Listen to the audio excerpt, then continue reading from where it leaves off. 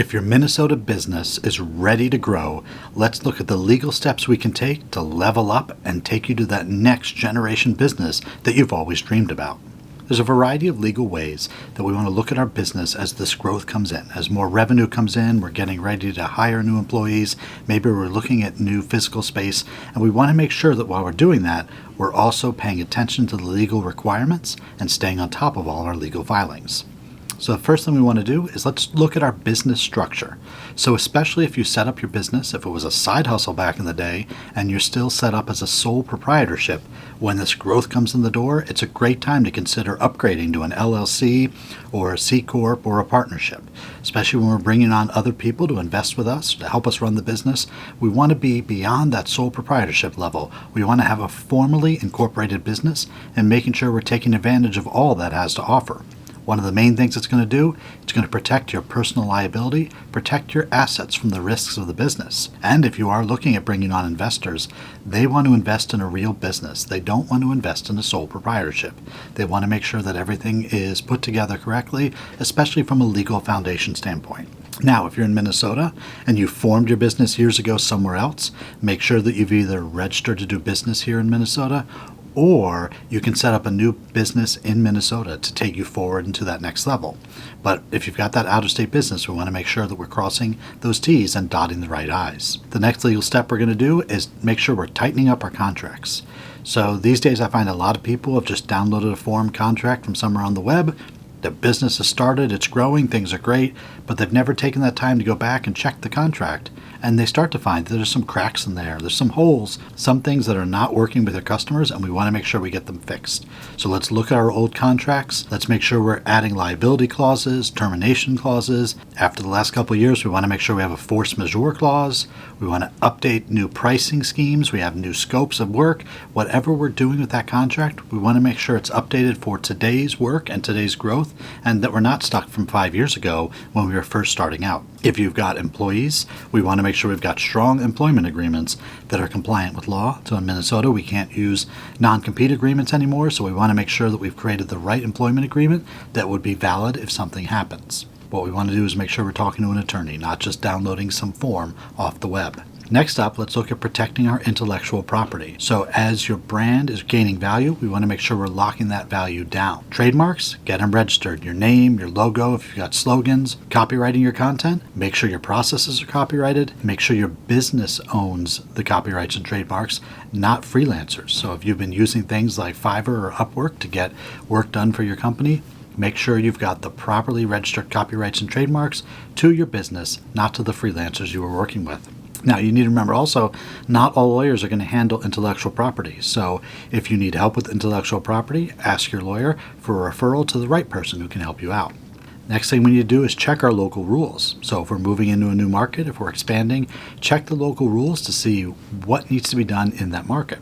So some cities, some towns, some states are going to require business licenses. If you're selling to the public, you may need a sales tax permit. If you're selling food or health items, you may need a health or a food permit. And you also may need professional certifications depending upon the type of business you're in. Before you open your doors, make sure your business is legal and we've got all of those permits in place. And if it's time to start hiring, the next thing we're going to do is look at our employment practices. Do we have a handbook? And if you don't, let's get a handbook put into place. Next thing we have to do is look at how are we classifying our workers. Are they W-2? Are they 1099? That's the difference between an employee and an independent contractor. We want to make sure we have the right classification. If we have pay and PTO and safety regulations, we want to make sure we're complying with all of those. And we want to make sure from a non-legal standpoint, but really from a employee-employer relationship standpoint, have a killer onboarding process. Make sure that people want to come to work. They love that they just signed up with your company. They're now going to work with you as it grows in the future. In Minnesota, laws are continually changing. We have new non-competes and sick leave laws going into effect. And on January 1st, 2026, there's a whole new set of laws that are going to come into effect for your Minnesota business. So make sure you've spoken to an employment attorney or your business attorney so that we make sure our practices are up to date and going to be compliant in 2026. The next legal thing we can look at is the ownership structure. So perhaps you started this business on your own, but now you're bringing in other owners, other investors. Do we have agreements for buy-sell agreements? Do we have an operating agreement or a shareholder agreement? If you want to get outside investing, they're going to want to see an operating agreement or a shareholder agreement. They want to know that that's a legitimate business they're investing in. And do we have succession documents? So even if it's a family business, what is the process? What's the long-term goal? What happens when you're ready to step aside from the business and have somebody else come in and take it over? We don't want to leave it to chance. We definitely don't want to leave it to a lawsuit. So let's make sure we have this all spelled out and documented in our agreements.